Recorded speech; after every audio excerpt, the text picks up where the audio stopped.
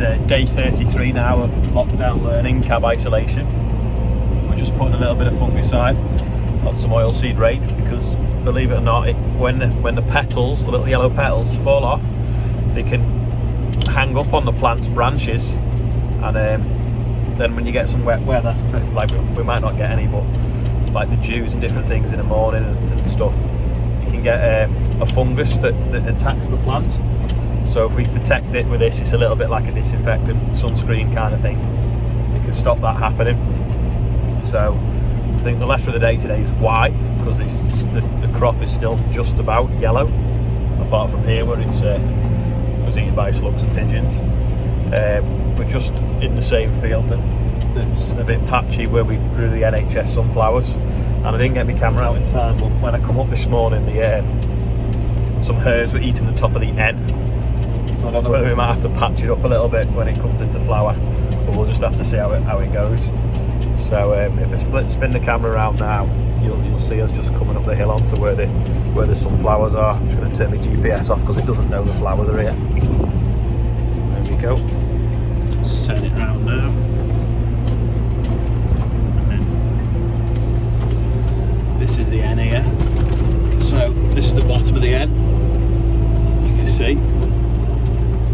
Well, over in that corner over there was where the hares were this morning when I turned up. So we've just driven past the N now, and then we're just coming to the H. And there's the plastic hawk there, keeping its eye on everything. And then we've got the S here, just in front of us. So still look to be growing, so there's still plenty of them there. The gas gun's still in the far corner over there, and keeping the pigeons off, so all good. I've just dropped the sprayer now and pulled a pod off. As you can see these little tiny white things now. The little seeds are growing inside the pod. So they'll turn into 46% oil, if not higher. And then when you crush them, there's nothing in them now but sap, but when you crush them, that's where the oil comes from. These pods, they're like little mini bean shoots. So they form after the flowers have gone. The lads have been doing a bit of fencing at the new farm, but because we're going into the old yard, it's just full of cobbles, so it's a bit slow going, but it doesn't look too bad. It looks fairly straight, I think, considering the rails are a little bit buckled in the sun. So there we go.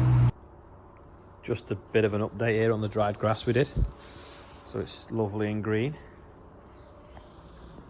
and it smells gorgeous. So we might do a bigger trial next week. So it turns out yesterday when we were looking at the potatoes to see if the frost had damaged them, we were too early to show.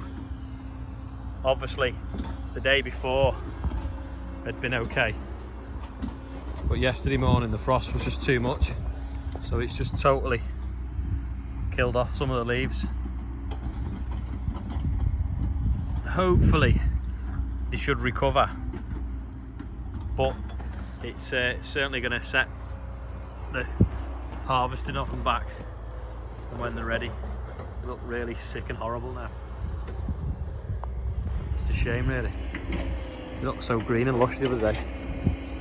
Just come down the field a bit now. You can see the black at that end of the field, but where they're sheltered by the trees, they've got away a lot more lightly. If you look, they're still nice light green and they seem to be okay, but as you look up the field they go blacker.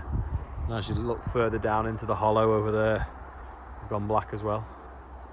Just obviously where the different temperatures have been overnight. Such a shame.